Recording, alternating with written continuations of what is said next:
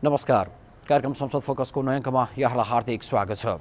दर्शकवृन्द, आजको श्रृङ्खलामा हामीले यही पुस 17 गतेका लागि आह्वान भएको राष्ट्रिय सभाको अधिवेशनका विषयमा केन्द्रित रहनेछौँ।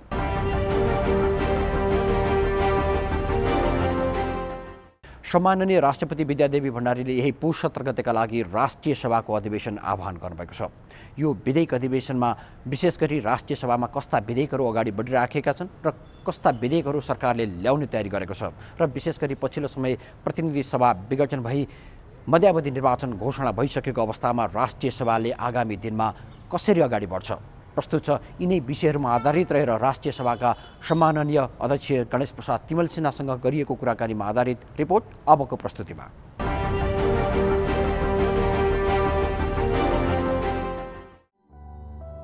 राष्ट्रपति विद्यादेवी भण्डारीले राष्ट्रिय सभा बैठक आह्वान गर्नुभएको छ।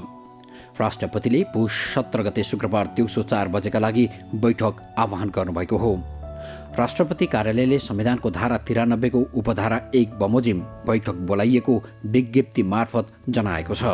संवैधानिक व्यवस्था अनुसार संविधानको धारा 93 को उपधारा 1 मा राष्ट्रपतिले प्रतिनिधि सभाका लागि भएको निर्वाचनको अन्तिम परिणाम घोषणा भएको मितिले 30 दिनभित्र संघीय संसदको अधिवेशन आह्वान गर्नेछ। त्यसपछि यस संविधान बमोजिम राष्ट्रपतिले समय समयमा दुवै वा कुनै सदनको अधिवेशन आह्वान गर्नेछ। तर एउटा अधिवेशनको समाप्ति र अर्को अधिवेशनको प्रारम्भका बीचको अवधि 6 महिना भन्दा बढी हुने छैन भनिएको छ। गत असार 18 गते सरकारले आकस्मिक रूपमा संघीय संसदको 6औं अधिवेशन अन्त्य गरेको थियो भने अधिवेशन आह्वान गर्ने समय नजिकै जाँदा राष्ट्रपतिले सरकारको सिफारिसमा गत पुस 5 गते प्रतिनिधि सभा विघटन गर्नुभएको थियो। झण्डै 6 महिनापछि बस्न लागेको राष्ट्रिय सभाको यो हिउँदे अधिवेशन कसरी अघि बढ्छ त? यो त नियमित प्रक्रिया हो हैन। खालि अहिले चाहिँ नि जिज्ञासा भनेको प्रतिनिधि सभा विघटन भएको हुँदाखेरि यो कसरी जान्छ भन्ने मात्रै जिज्ञासाको कुरा हुन सक्छ। तर पनि के छ भने हाम्रो संवैधानिक व्यवस्था हो, संविधानको धारा 93 मा यसो व्यवस्था गरेको छ हैन। त्यसमा एकमुष्ट के भनेको छ भन्दाखेरि प्रतिनिधि सभाको निर्वाचन भएको र अन्तिम परिणाम आएको 30 दिनभित्र संघीय संसदको अधिवेशन आह्वान गर्नुपर्ने भन्ने व्यवस्था हो। त्यो अहिलेलाई छैन। त्यसपछिको हकमा चाहिँ त्यही धारामा के छ भन्दाखेरि यसपछि अरू अधिवेशनहरू संयुक्त वा कुनै सदनको बोलाउन सकिने भन्ने व्यवस्था छ 93 को 1 मा। त्यही 93 1 को आधारमा नै यो आह्वान भएको छ। यसकारण राष्ट्रिय सभा आफ्नो नियमित जसरी विगतमा हामी चलाउँथ्यौँ त्यही ढङ्गले अहिलेको पनि बैठकहरू चल्छन्। हिउँदे अधिवेशनलाई मूलत विधेयक अधिवेशनका रूपमा लिइन्छ। एकातिर प्रतिनिधि सभा विघटन भइसकेको अवस्थामा राष्ट्रिय सभाले यो अवधिमा विधेयक निर्माणमा कस्तो भूमिका रहला भन्ने चासो छ। सरकारले विशेष गरी विधेयकहरूलाई प्रतिनिधि सभा र राष्ट्रिय सभा दुवै सदनबाट पारित गर्नुपर्ने संवैधानिक व्यवस्था छ। आर्थिक बाहेकका कानुन निर्माण सम्बन्धी विधेयक उत्पत्ति गर्ने अधिकार माथिल्लो सदन अर्थात् राष्ट्रिय सभालाई छ।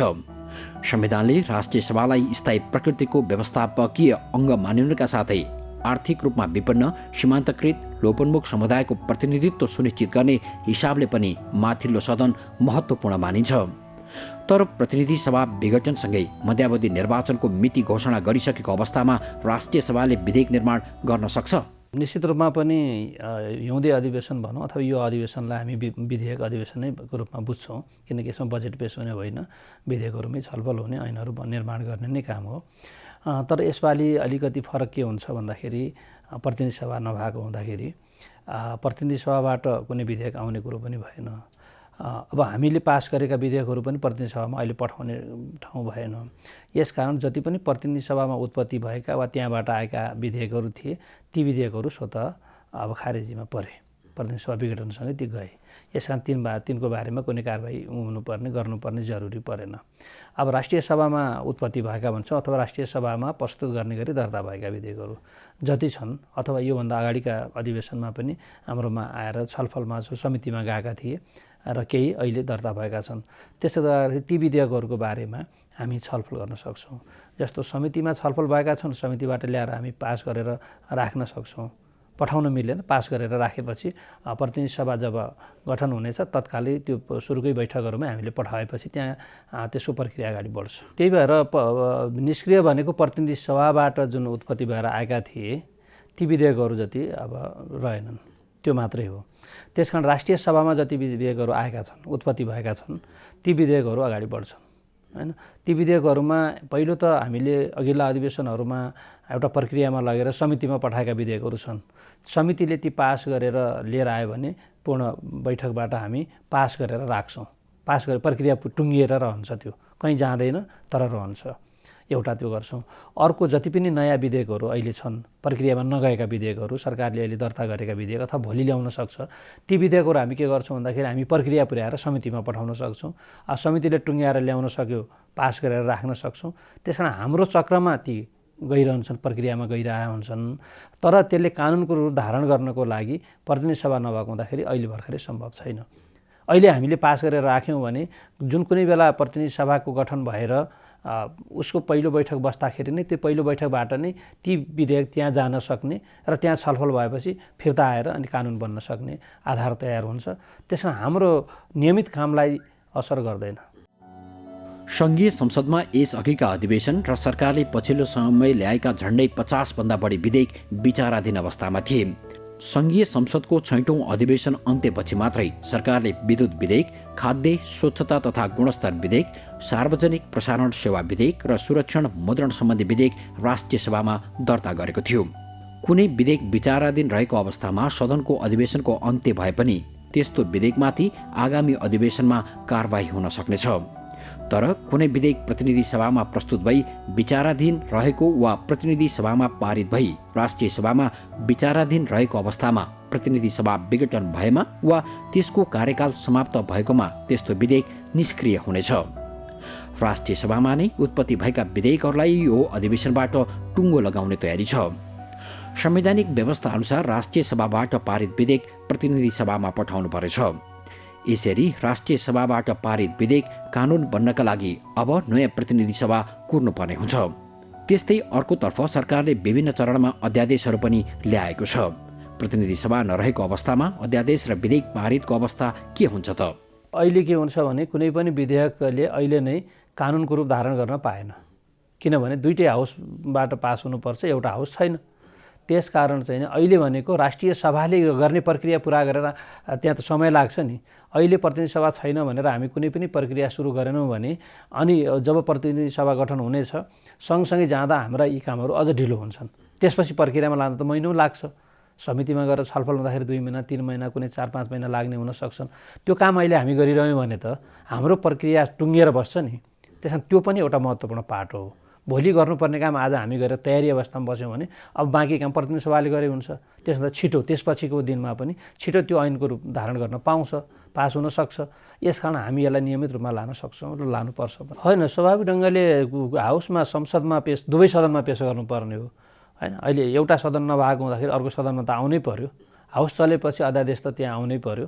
अब अध्यादेश त्यहाँ आइसकेपछि त्यसका प्रक्रिया जुन हुन्छन् त्यो प्रक्रियामा कति पुग्लान्, कति त्यो पास हुने होलान्, कति के होलान्, त्यो त पछिको कुरा हो। तर त्यहाँ प्रस्तुत गर्नुपर्छ। संसदीय राजनैतिक प्रणालीले परिकल्पना गरेको माथिल्लो सदनको आफ्नै मूल्य, मान्यता र विशेषताहरू हुन्छन् र रहिआएको छ। राष्ट्रिय सभालाई संसदीय व्यवस्थाको गहनाको रूपमा लिन्छ।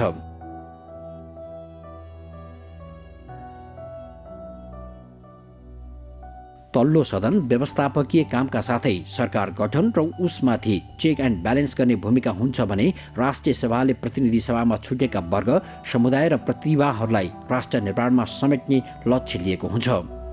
विज्ञ सेवा प्रदान गर्ने, नीति निर्माण गर्ने, सरकारलाई उत्तरदायी बनाउने, नियमन र निर्देशन गर्ने, संसदीय सुनाइ गर्ने राष्ट्रिय सभाको क्षेत्र अधिकारभित्र पर्छ। जनताको समस्या उठाउने स्थानका साथै शासक वर्गलाई जनताका कामप्रति उत्तरदायी बनाउने संस्थाका रूपमा संसदलाई लिइन्छ।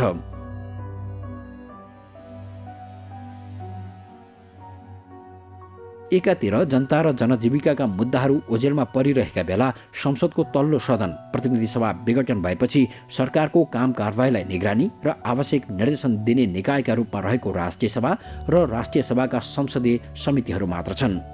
यस्तो अवस्थामा सरकारलाई खबरदारी र आवश्यक निर्देशन दिने निकायका रूपमा रहेको राष्ट्रिय सभा र संसदीय समितिहरूले आगामी दिनमा आफ्नो भूमिका कसरी प्रभावकारी बनाउन सक्लान् भन्ने चासो छ। राष्ट्रिय सभामा विगतमा जसरी हामी सरकारका काम कारबाहीको बारेमा छलफल गर्ने, निगरानी राख्ने, निर्देशन दिने हुन्थ्यो, त्यो स्वाभाविक ढङ्गले अहिले गर्नलाई कुनै बाधा अवरोध छैन। त्यसकारण हाम्रा त्यहाँका नियमित शून्य समय, विशेष समय, अब ध्यानाकर्षण प्रस्ताव होलान्, अरू होलान्, छलफल गराउने कुराहरू, बोल्ने कुराहरू अहिले सडकमा जे बोलिरहनु भएको छ, सदनबाट बोलेर आफ्नो कुरा राख्नलाई त ओपन छ, त्यो कुराहरू हुन्छ। खालि मात्र अहिले प्रतिनिधि सभा नभएको र यो विवादमा सत्तापक्षकै विवाद र धेरै भाग हुँदाखेरि र राष्ट्रिय सभाको जुन एउटा गरिमा विवादभन्दा अलिक फरक पृथक ढङ्गले, यद्यपि राष्ट्रका जल्दाबल्दा समस्या त्यहाँ नबोलिने होइन, तर त्यसलाई त्यही सौहार्दपूर्ण वातावरणमा लाने कुरामा कसरी जाने सकभर हामी सबैको सुझबुझ र समझदारीले हामी त्यो जान्छौँ र त्यसरी जाने कुरा एउटा भयो। अब बोल्ने कुराहरू त शून्य समय पनि जनताका समस्याका बारे, आफ्ना कार्यक्षेत्रका माननीयज्यूहरूको आफ्नो जहाँ क्षेत्र छ त्यहाँको बारेमा, देशको बारेमा, राजनीतिकै बारेमा पनि उहाँहरूले बोल्नुहुन्छ। विशेष समय हामी राख्छौँ, त्यसमा आफ्ना धारणा राख्न सक्नुहुन्छ। त यी प्रक्रियाहरू त अगाडि जान्छन्। राष्ट्रिय सभाका समितिहरू एकदम नियमित चल्न सक्छन्। खालि पछिल्लो समय यहाँले जुन भन्नुभयो त्यो समितिको खास गरिकन कोभिड-19को कारण अलिकति यो सङ्क्रमण बढिरहेको हुँदाखेरि हामी आफैले पनि, म आफैले पनि अलि बैठकहरू एकदमै कम राखौँ। एकदमै जरुरी पर्ने कुरामा बाहेक जुन अरू नियमित हामी छलफल गर्थ्यौँ त्यस्तोमा अहिले नजाउँ भनेर पहिला हामी भनेकै हो। त्यसै हुँदाहुँदै पनि यो अधिवेशनमा हामीले चाहिँ विधेयकहरू पास गर्नुपर्ने हुँदा विधायन समितिमा जति विधेयकहरू थिए ती विधेयकको बारेमा तपाईँहरू टुङ्गो पुर्याउनुहोस्, त्यसलाई अलिक नियमित बस्नुहोस्। बाँकी अरू 3वटा समितिहरू एकदमै जरुरी बस्नै पर्ने भयो, त्यसको एउटा चाहिँ नबस्दासम्म कुनै निर्णय अथवा केही चिज गर्नलाई बाधा नै भयो, त्यो गर्दा राम्रो हुन्छ, बस्नुहोस्। तर अघि पछि अलिक ठिकै हिसाबले बस्ने कुराहरूमा अहिले नबस्नु भनिएकै थियो। तर अब अहिलेको हकमा अथवा भोलिका दिनहरूमा पनि राष्ट्रिय सभाका 4वटा समिति त कोभिडको कारणले जे अलिकति हामी दूरी कायम गर्नुपर्ने, अलिक कम गर्नुपर्ने स्थिति जहिले रहन्छ त्यो अलग कुरा हो। अन्यथा उनीहरू आफ्नो कामहरू गर्नको लागि स्वतन्त्र पनि छन्, गरिरहन्छन्, समितिले गर्ने आफ्ना प्रक्रियाहरू गर्छन् र समितिका निर्देशनहरू केही छन् त्यहाँबाट भने त्यहाँ समितिमा मन्त्रीहरूलाई बोलाउन सक्नुहुन्छ। अब त्यहाँनिर छलफल हुनसक्छ, मन्त्रीहरूले जवाफ दिने कुरा हुन सक्ला, अनि त्यो कामको लागि त नियमित ढङ्गले जानलाई केही अवरोध छैन। अब स्वाभाविक ढङ्गले दुईतिरकै साधन हुँदाखेरि चाहिँ प्रतिनिधि सभामा धेरै कुराहरू हुने, अझै चर्काचर्की त्यहाँ हुँदा ध्यान त्यतै जान्थ्यो। अब त्यो नहुँदाखेरि पनि जनताका कुरा राख्ने थलो त रहेछ नि त, होइन? आफ्ना कुरा राख्ने न हो, सरकारलाई पनि घचघच्याउने कुरा हुन सक्ला, निगरानी गर्ने कुरा हुन सक्ला, त्यो कुरा गर्न त ठाउँ त यो रहेछ नि त। प्रतिनिधि सभा नभए पनि त कुरा त त्यही हिसाबले राख्न मिल्ने छ, शिष्टताको हिसाबमा। अरू कुरामा हामी केही कुरा हाम्रा आफ्नै खालका एउटा मौलिकता कायम गर्ने कुरा एउटा पक्ष होला, तर सबै कुरा राख्नको लागि, चल्नको लागि, भन्नको लागि सरकार बनाउने, गिराउने यी कुरामा पो भएन त। अरू जनताका कुराहरू बोल्नको लागि, सरकारको ध्यानाकर्षण गराउनको लागि, सरकारलाई चाहिँ एउटा ठिकठाकमा हिँड्नलाई अलिकति आफ्ना खालका निर्देशनहरू, सुझावहरू दिने कुरालाई त राष्ट्रिय सभाले राम्रोसँग सक्छ, गर्नुपर्छ। मिनी संसद अर्थात् संसदीय समितिहरूले सरकारको काम कारबाहीलाई प्रभावकारी अनुगमनका साथै आवश्यक निर्देशनहरू पनि दिइरहेका हुन्छन्। अर्कोतर्फ सरकारलाई समितिहरूले दिएका निर्देशनहरू प्रभावकारी रूपमा कार्यान्वयन नभएको गुनासो स्वयं समितिका सभापतिहरूले गर्दै आएका छन्। यस्तो अवस्थामा समितिले सरकारलाई दिएका निर्देशन र त्यसको कार्यान्वयनको अवस्थाबारे सरकार र राष्ट्रिय सभा बीचको समन्वय कसरी होला त? समितिका निर्देशनहरूलाई कार्यान्वयन गर्नेमा चाहिँ सरकार लाग्नुपर्छ, तर समितिले पनि कहिलेकाहीँ निर्देशनहरू दिँदाखेरिमा कुनै कतिपय कुराहरूमा सरकार कसरी गइरहेछ, कसरी जानुपर्ने, यो त राजनीतिक थलो पनि हो नि। राजनीतिक थलोको हिसाबले राजनीतिक कुरा मात्रै गयो भने त्यहाँनिर अलिकति समस्याहरू आउन सक्छ, किनकि जब राजनीतिक अलिकति चाहिँ नि तनावमा भइराखेको हुन्छ त्यस्तो बेलामा केही कुराहरू हार्ड एन्ड फास्ट चाहिँ केही निर्णयहरू गरिदिँदाखेरि सरकारले त्यसमा अथवा सम्बन्धित मन्त्रीले अलिकति ब्याक हुने, अरू हुने खालका कुरा हुन सक्लान्, त्यो एउटा पाटो हो।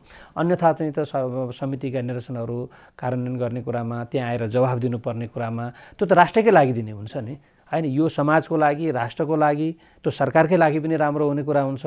त्यसको लागि मैले चाहिँ नि सरकारका मन्त्रीहरूको लाई अथवा भन्नुपर्दा प्रधानमन्त्रीकोलाई पनि भन्ने, अलिक घचघच्याउने, यी दिएकालाई अलिक गम्भीरतापूर्वक लिनु पऱ्यो, कार्यान्वयनतिर जानु पऱ्यो, जवाफदेहिता पनि हुनु पऱ्यो भन्ने कुरामा त म अझै धेरै यसमा सचेत छु, लाग्छु। विभिन्न खालको राजनीतिक हिसाबको उतार चढावका बेलामा कतिपय कुराहरू राजनीतिक उद्देश्यका साथ आउने हुँदा के होला नि त्यो अलग कुरा भयो।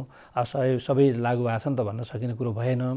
अन्यथा त लागु भएका पनि छन् र गर्नुपर्छ। हिजो नभए नि त्यो त घसेमा भएन भने पनि निरन्तर भन्दै जानुपर्छ कि। अनि अहिले भएन भने चुप लाएर त हुँदैन नि, भन्दै जाने गर्दै जाने। अब फेरि यसमा त के हो भने यो हाम्रो संसदीय परम्परामा सरकारले गरेन भने नि जनताप्रति उत्तरदायित्व सबै हुनु पर्यो नि।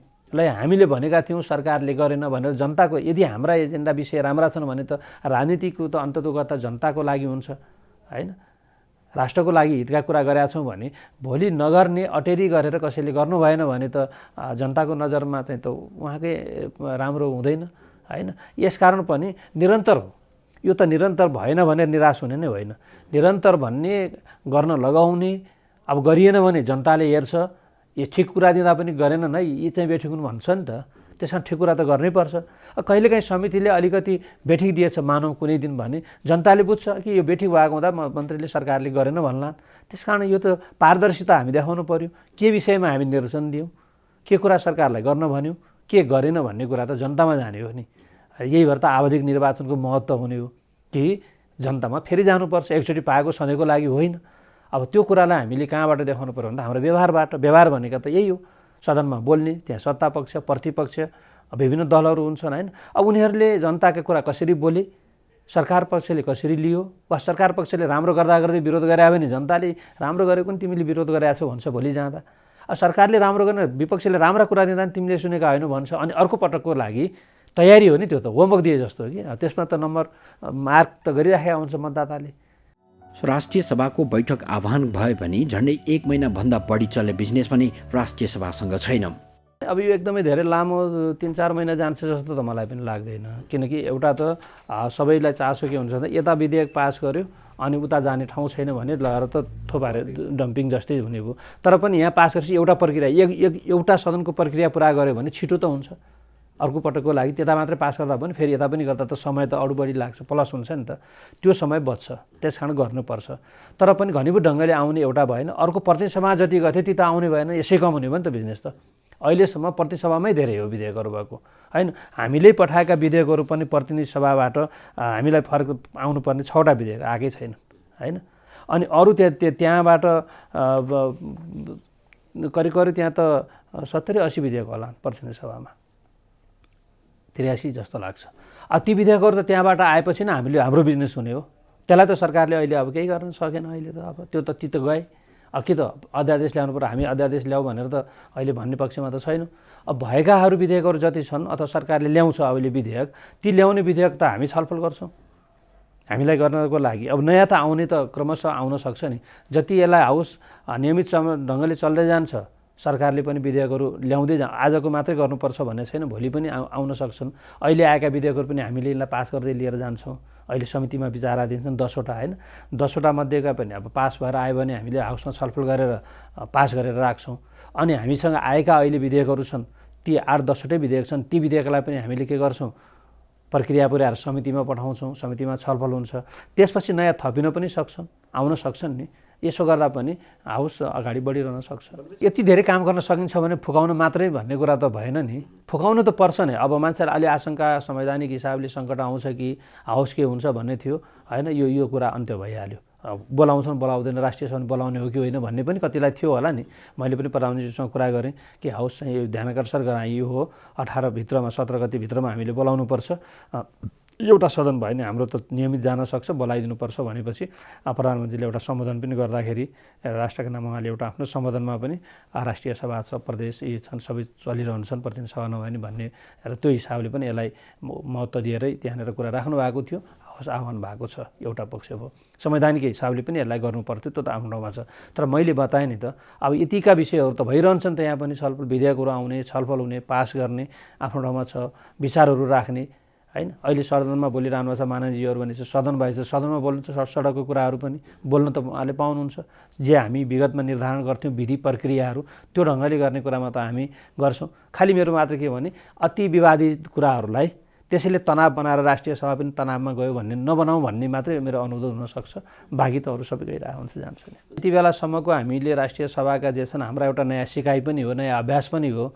त्यो हिसाबले हामी क्रमशः यसलाई अगाडि बढाउँदै र राम्रो कामहरू गर्दै यसका आफ्नो प्रक्रियामा नियमित ढङ्गले जाने र यसलाई ठिक ढङ्गले चलाउने कुरामा अझै विवादित विषयहरूलाई पनि हामी सहमतिका साथ लाने होइन, यो हिसाबले हामी अहिलेसम्म गएका छौँ र त्यो राम्रै छ। अहिलेसम्मको हाम्रो अनुभव हामी सबैको राष्ट्रिय सभाले आफ्नो गति एउटा लिएर राम्रोसँग गरेको छ भन्ने होला। अपेक्षाहरू त धेरै हुन सक्छन् होइन।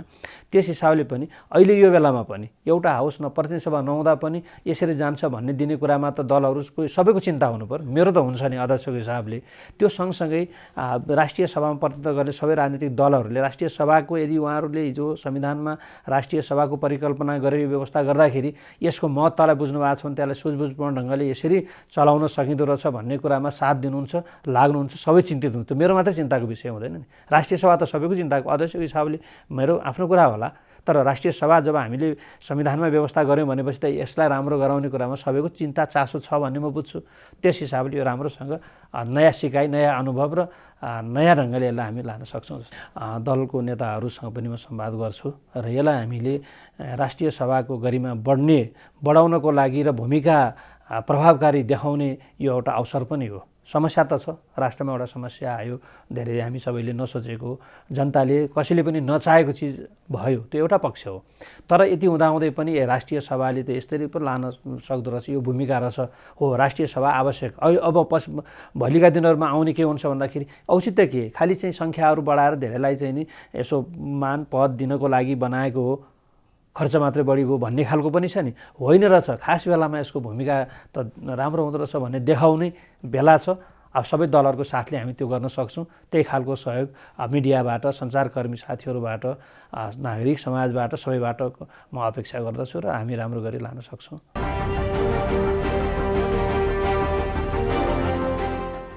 संसदीय गतिविधि र नीति निर्माणसँग सरकार राख्ने कार्यक्रम संसद फोकस आजलाई यति नै। तपाईँले यो कार्यक्रम नेपाल टेलिभिजनको वेबसाइट www.ntv.org.np र नेपाल टेलिभिजनको मोबाइल एपमा हेर्न सक्नुहुनेछ। अर्को साता हामी नयाँ विषयका साथ उपस्थित हुनेछौँ। हामी सबैलाई बिदा दिनुहोस्। नमस्कार।